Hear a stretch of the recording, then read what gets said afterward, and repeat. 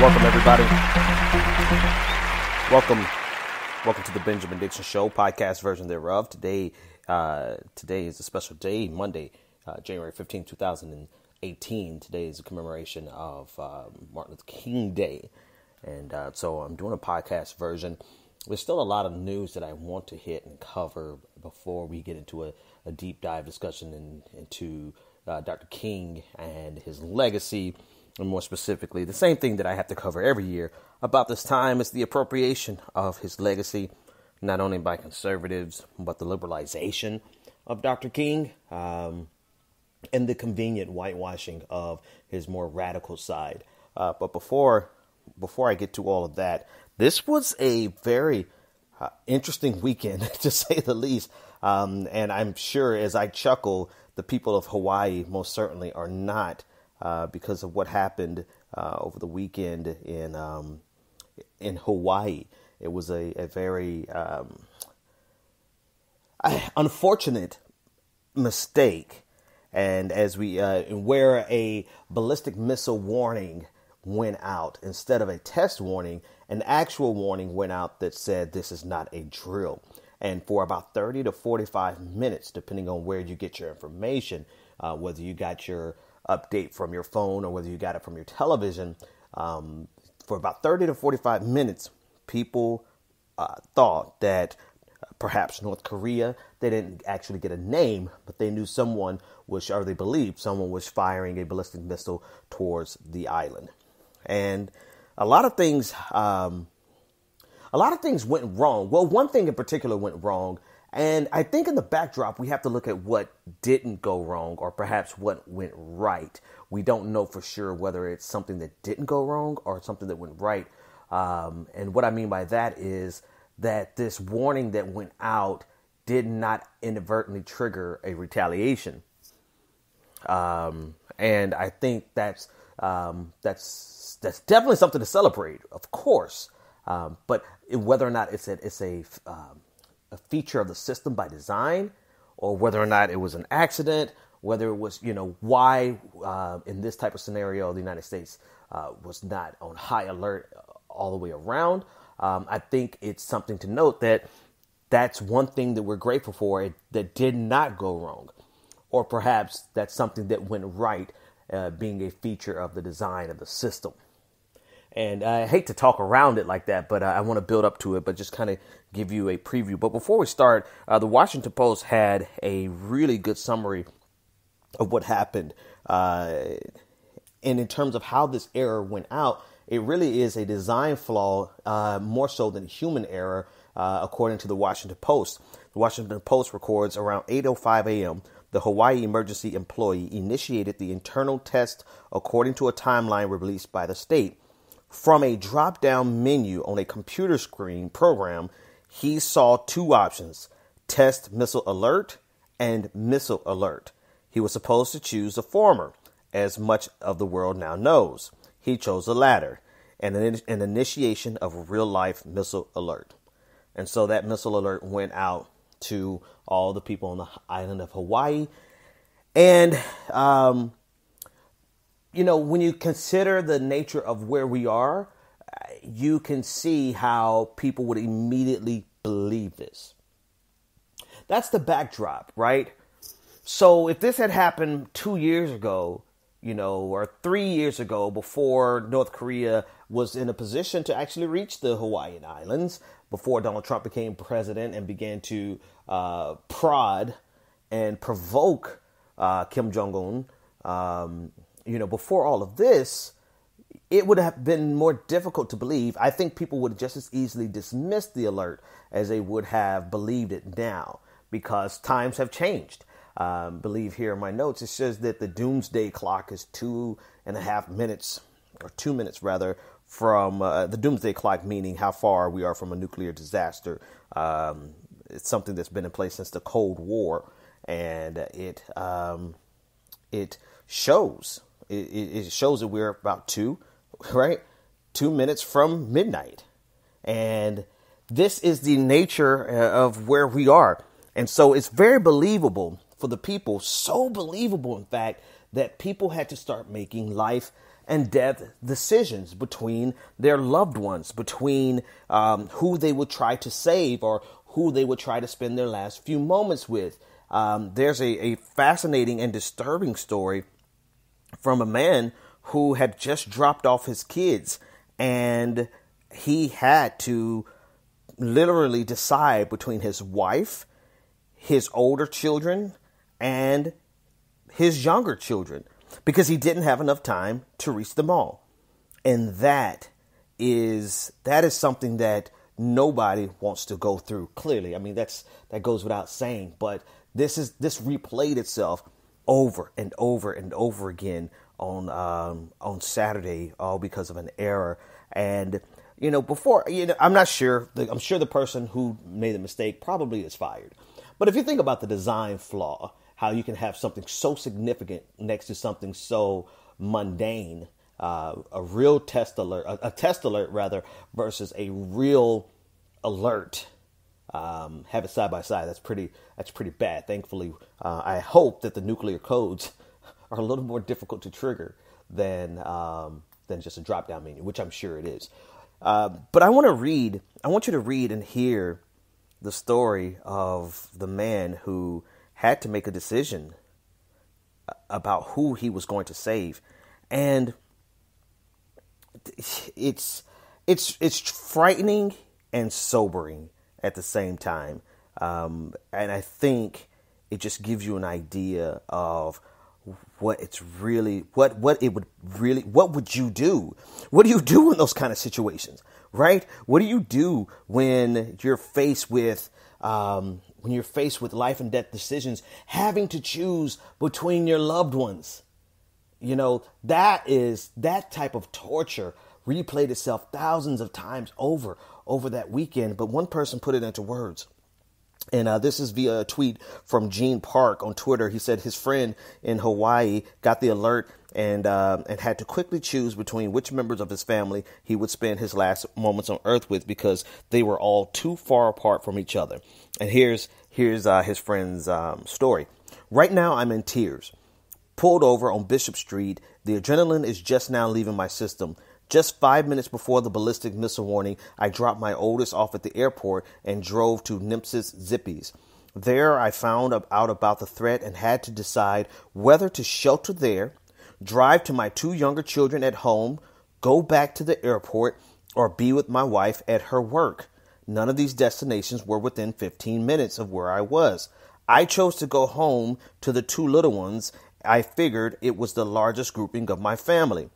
Knowing I likely wouldn't make it home in time, I was tearing up on South Street to the freeway when I heard it was a mistake. FU Hawaii Civil Defense.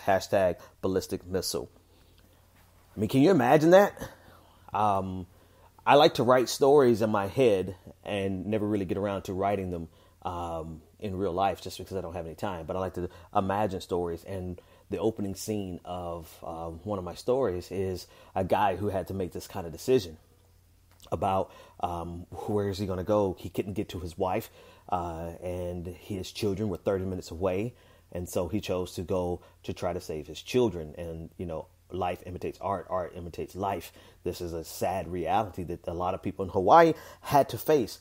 And the human element of it, I think, is the most significant, because it was an error. It was a mistake, right? There's a political element. We'll discuss the political element. And then there's a structural element. We'll talk about all those. But I think it's important to just pause and think about all the people who had to make those kind of drastic decisions. I recall thinking, I was in Cambridge, Massachusetts, when Turkey shot down a Russian jet.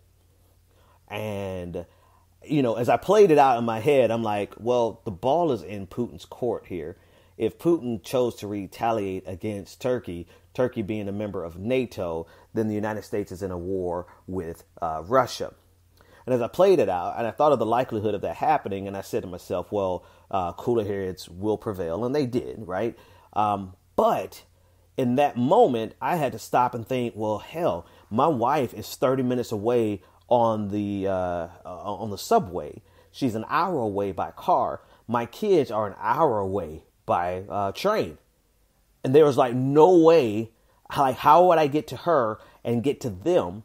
Or do we try to go get them separately? We're on opposite sides of the town. These types of things run through your head when the potential of a disaster. But imagine when you get a warning on your phone saying this is not a drill, a ballistic missile is approaching. And you're in the backdrop of two madmen, one by the name of Donald Trump and the other Kim Jong-un. Both of them have nuclear arsenals. And here's the other part that I want to discuss. Something either went right or did not go wrong.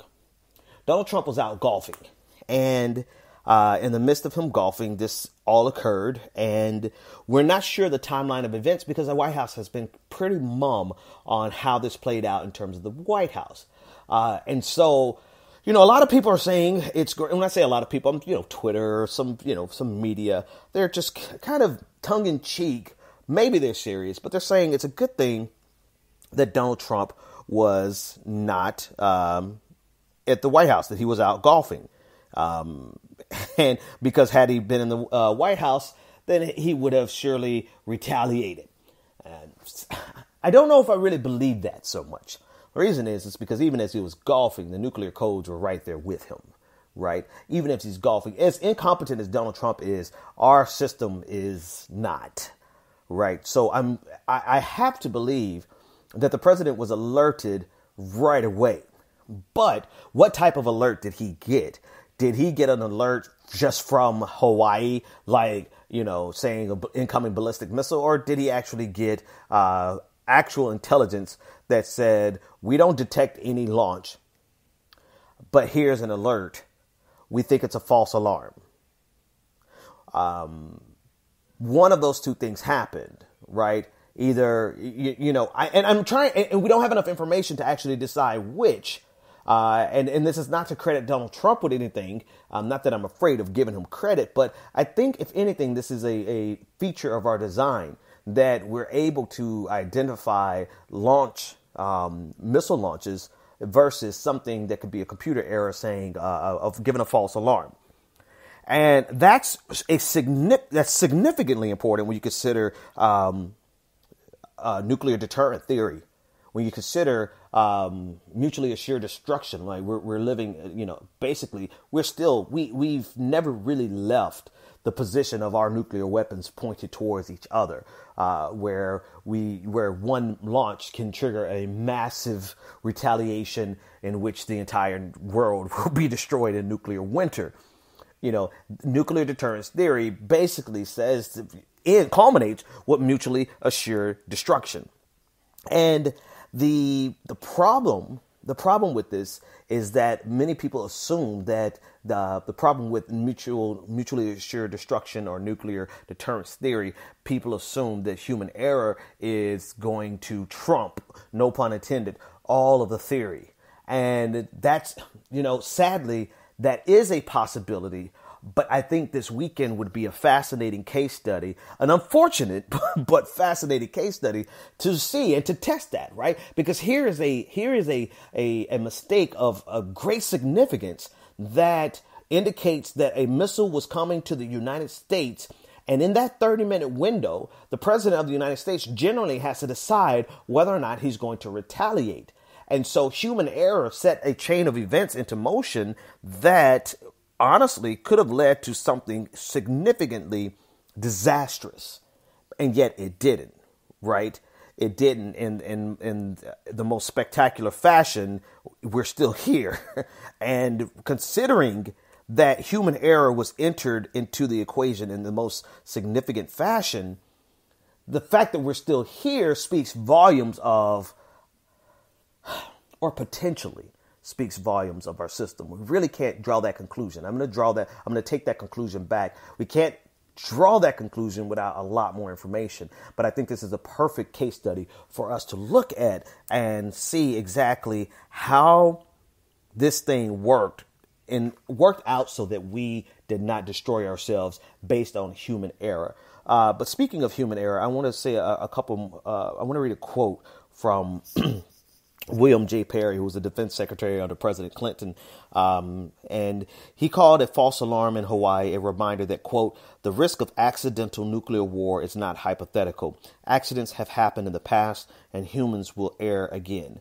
And this is this is the case. So as I discuss this, there's the human element, there's the political element, and then there's a structural element. The political element is really fodder, and I don't really think there's much to discuss there, with one exception. I'm going to talk about Ajit Pai of the FCC, but then the structural discussion, I think, is very significant because as an institutionalist, which as I get older, I become more of an institutionalist, and this is, I hope this is not shocking to anyone, but the older I get, the more I want my kids to have a safe, structured future. And a safe, structured future is really dependent upon having strong institutions. And the institution of our Defense Department or Homeland Security, no, not really Homeland Security so much, but as the nuclear deterrent as an institution, right, is very important for us to analyze this if we could get more information on how the White House was notified, how the president, forget that the president was Trump, how the president was notified, how did they determine that this was a false alarm versus an actual launch, and what was set in motion? Because if we don't study that and understand that, then we either leave ourselves vulnerable for more human error and potential of a nuclear disaster, or we don't capitalize on what went right and utilize that to ensure that we minimize human error, the human error possibility of nuclear disaster and nuclear war. That being said, one last caveat is this. We obviously would want a nuclear disarmed world. I have to put that caveat out there. I have to put that out there because, in a dream world, that's where we would be. And it doesn't mean that because it's a dream, it's something that we should not aspire to. I feel like dreams should be aspired to, but wisely, right? And in the backdrop of all of this, you have the extra question: is a nuclear disarmed world even a potential reality? For many reasons that I don't want to get into right now, because that's not the core of the conversation. So nuclear deterrence theory is the logic that barely got the world through the Cold War. And it's not really about stopping the enemy from attacking, but you completely destroy them in retaliation. And the problem is that being the premise of nuclear deterrence theory, it almost precludes anyone from ever disarming.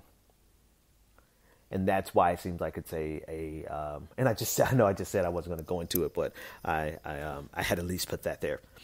Okay, Ajit Pai from the FCC, Mr. Net Neutrality himself. I guess he found something that he can speak out. This is the political element of Hawaii. He found something that he could speak out on and speak, with some authority, because he found something that is not as toxic, something that can make him look good, I imagine.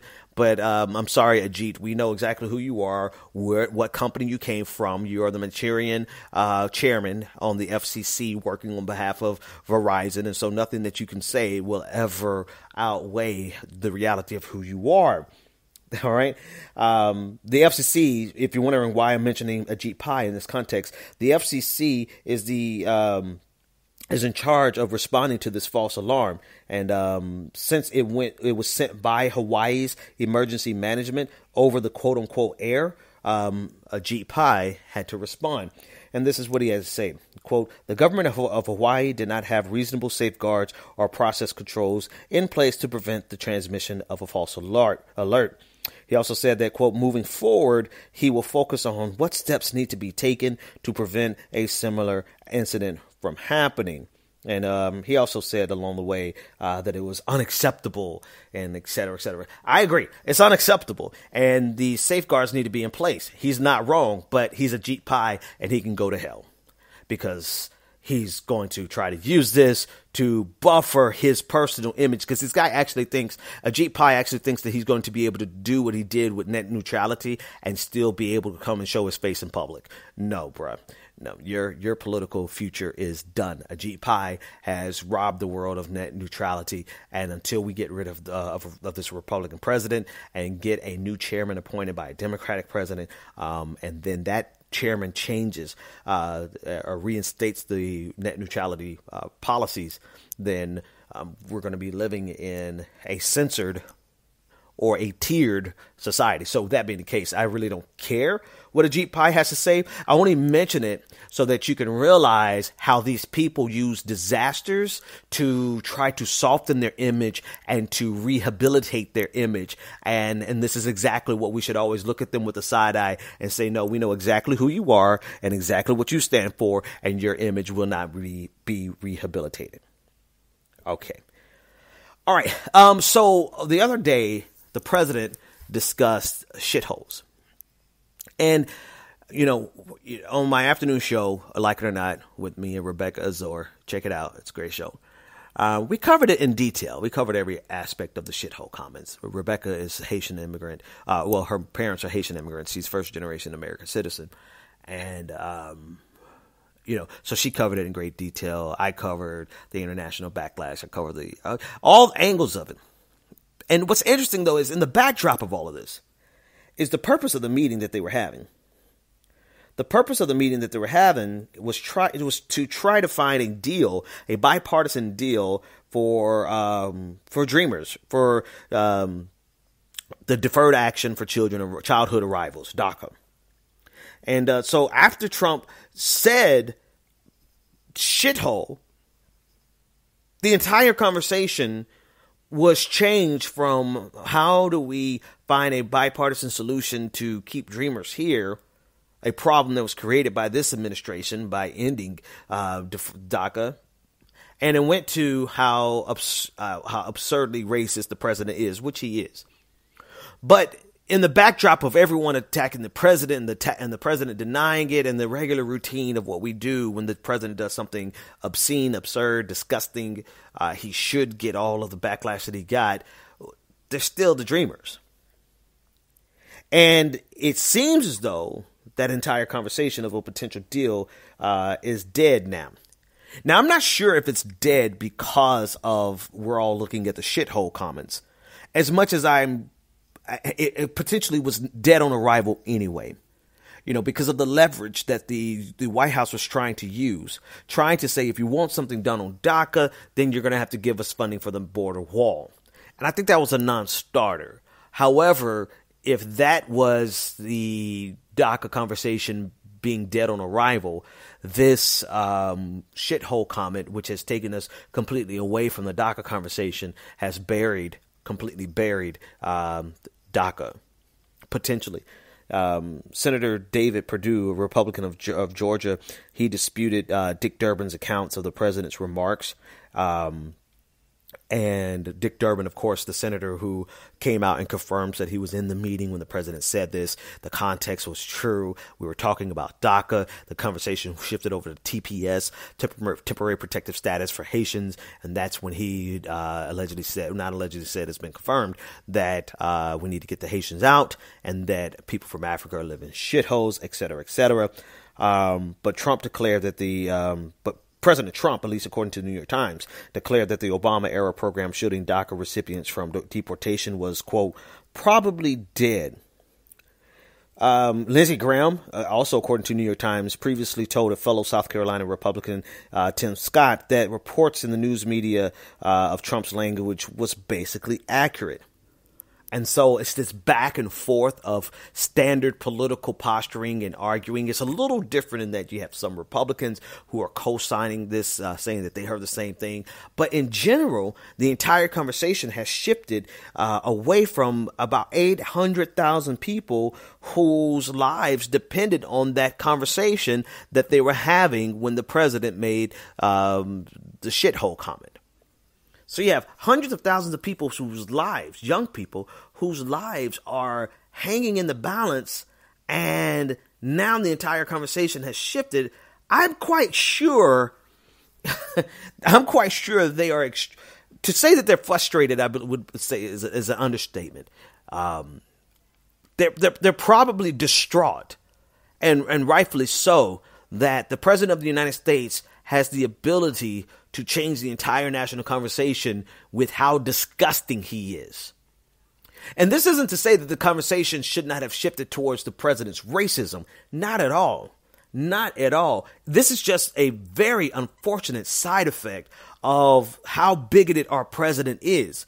So in light of the president's bigotry and foul nature and all the white supremacy that oozes out of his mouth and out of his life, the president of the United States has distracted the entire nation, or forget the entire nation, the key players, the senators and congressmen, the key players who had the ability to resolve the issue of the Dreamers.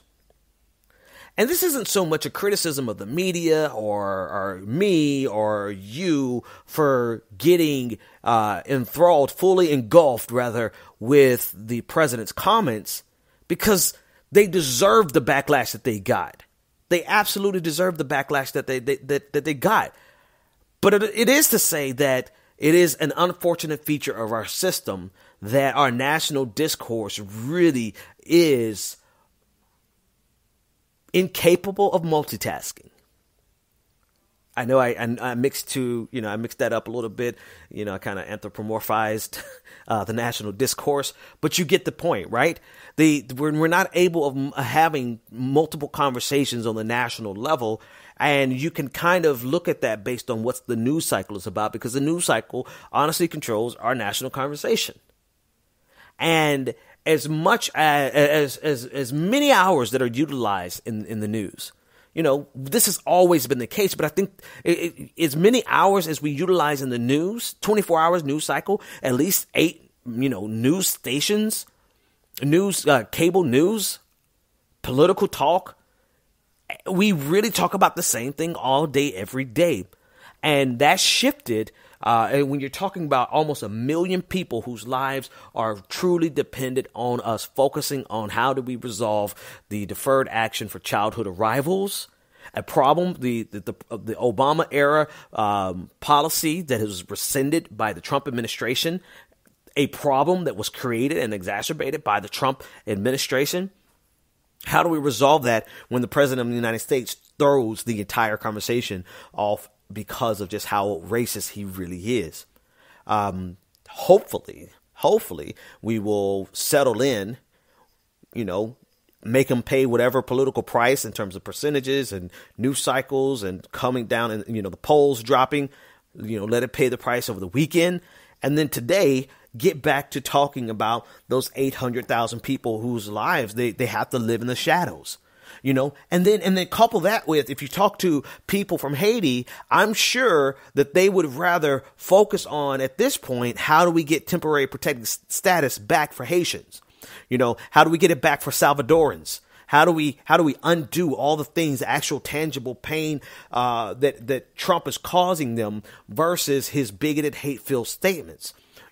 Make them. And here's a bigger question, right? Can we utilize his comments, his racist comments, as a leverage, as a tool of any type of political tool to actually get results for people of Haiti, people of El Salvador, children, the Dreamers, deferred action for children, childhood arrivals? Can we utilize it for that, or is it just another interesting 24-hour news cycle, or in this case, like a 76-hour news cycle? 72 hours, you know what I mean? Is it that, and don't get me wrong, when we talk about the media, we know for certain that the media is only interested in the views that they can get, the ratings they can get within a certain news cycle. But it's incumbent upon the rest of us, the activists, the commentators, the commentators / activists, those of us who understand the nature of the news. They're not really interested in any of these issues as much as they are interested in getting you to watch their show. So I don't begrudge the media for doing what the media does, but the rest of us, can we change the conversation? Can we use the power of social media to change the conversation? Can we use the levers of all of our different avenues of reaching our audiences to change the conversation back to the things that are critical? Or at a minimum, utilize this news cycle as a way to put pressure on the Trump administration to actually get results for temporary protected status for Haitians, Salvadorans, and getting results for the Dreamers, 800,000 of them.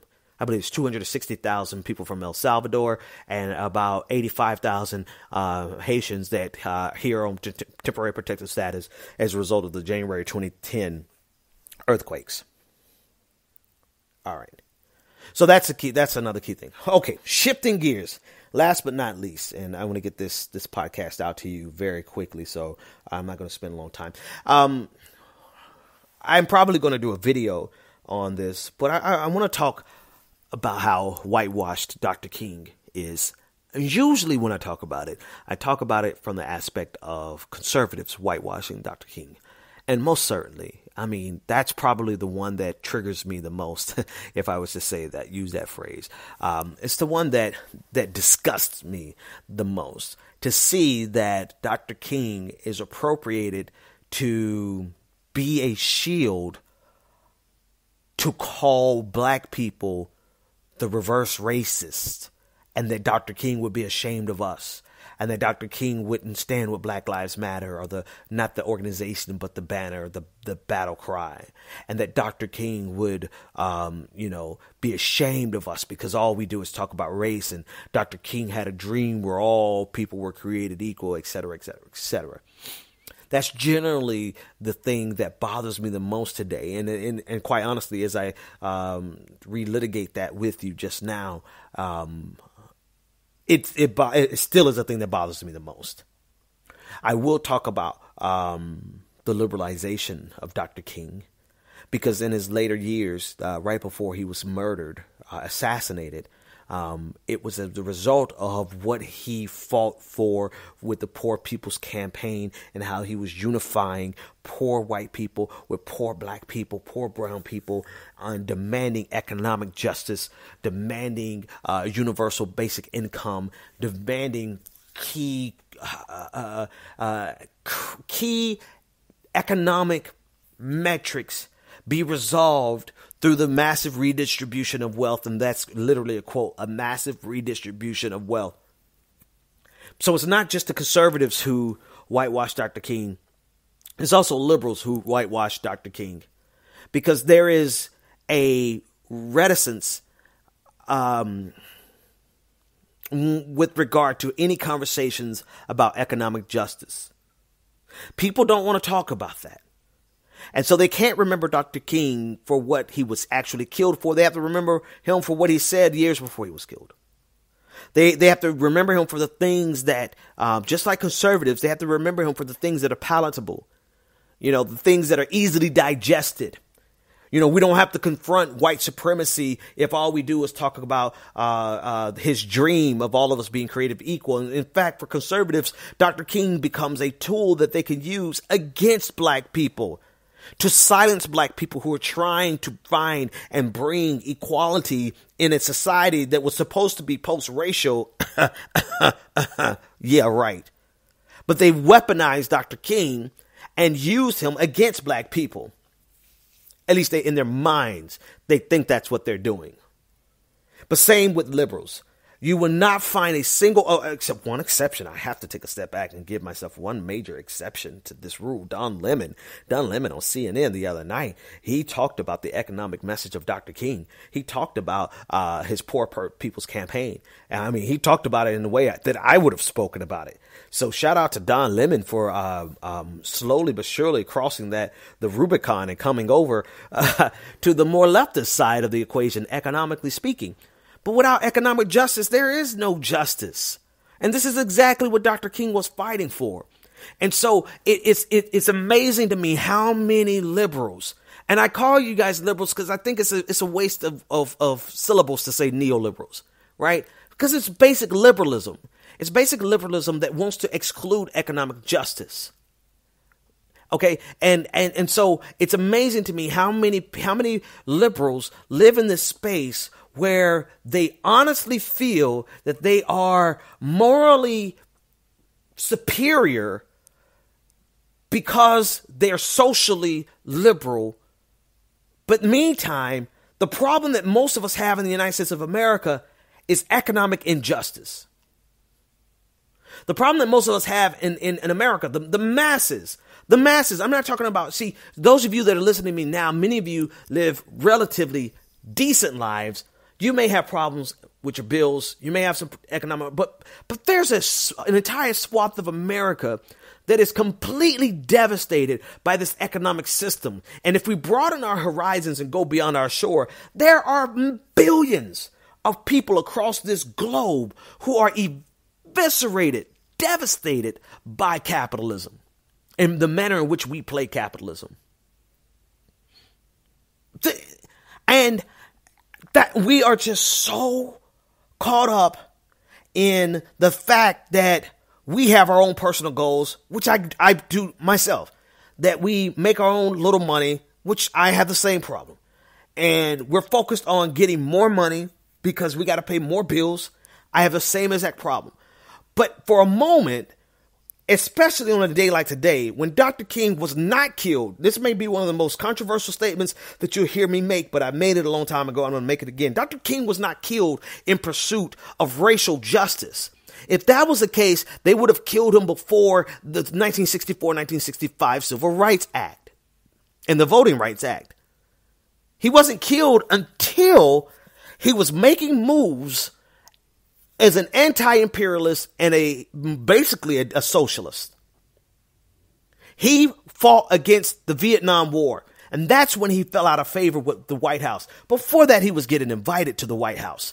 But as soon as he spoke out against Johnson's war in Vietnam, he went from being the man standing behind the president as he signs the 65 Voting Rights and Civil Rights Act to being that black nigger preacher. I'm sorry, that nigger preacher. See how that shifted? And then add on top of that, when he started demanding a massive redistribution of wealth to address the economic injustices inside of the United States of America. You can't. The story's not complete, my liberal friends. I just want to say this. I consider you all friends because we're on the same side of so many issues, but the story is not complete. The story is not complete until we fight for economic justice. The story is not complete until we fight against America's imperialism. At least speak out about it. Like, at a minimum, speak out about it, even when Barack Obama is president, even when the next Democrat is president. The picture's not complete. Your liberalism is not complete. You're only socially liberal, but you're militaristic. And you excuse the droning. You excuse the 800, 900 military bases that we have, the occupation that we are an empire. And when I say this, I am not your lofty, crazy leftist, which, I just, who assumes that the solution is for America to 100% withdraw, for America to contract, for America to fall, or the solution is the end of America, or the solution is a proletariat revolution where we literally overthrow the rich and kill all the rich people. I'm saying this from the vantage point of an institutionalist who wants a secure future for my children, because unless you have children, you probably don't understand how your radicalization actually changed, not because the system has broken you in, but because you want a stable future for your children. I'm an institutionalist because of that. But even as an institutionalist, you can still see the atrocities of the United States of America, both economically and militaristically. Make it up. If it's not a word, I just made it up. And if we don't speak out about those things, and if we have at a minimum, some people don't even want to temper the effects. Some people don't even want to moderate the effects. Some people think it's just fine if so long as it's a Democrat in charge of it, it's just fine. Johnson was a Democrat. Dr. King spoke out against that administration. And so he went from being Johnson's favorite black preacher to being Johnson's nigger preacher.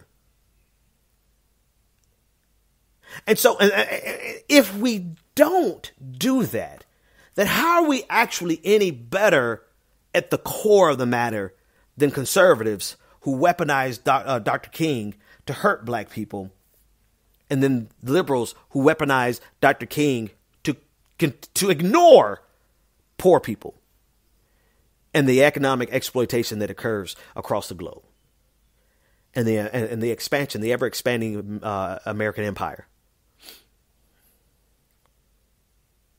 At a minimum, we have to speak out about it, be sober about it, address it, inform our audiences, let them know what American empire is, let them know what empire is versus hegemony, versus being a hegemon, what capitalism does, more specifically, consumerism does across the globe.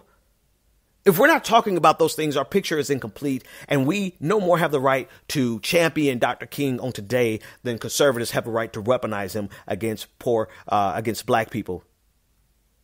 Our picture is not complete. I can't say that you're the same, I can't say that you're the same as conservatives, because the conservatives obviously are going to whitewash Dr. King's anti-imperialism, his socialism, as well as his anti-racism. They're going to whitewash all three. And so congratulations to everyone who at least is not a conservative. I'm not saying that ironically or sarcastically, rather. I'm saying that to say you're not as bad as them, but your picture is not complete. If we don't address, if you fancy yourself a person who wants to honor Dr. King today, you can't honor Dr. King and not include his anti-imperialism and not include his anti-consumerism, capitalism. More specifically, you can't whitewash his call for economic justice. Have a great day, everybody.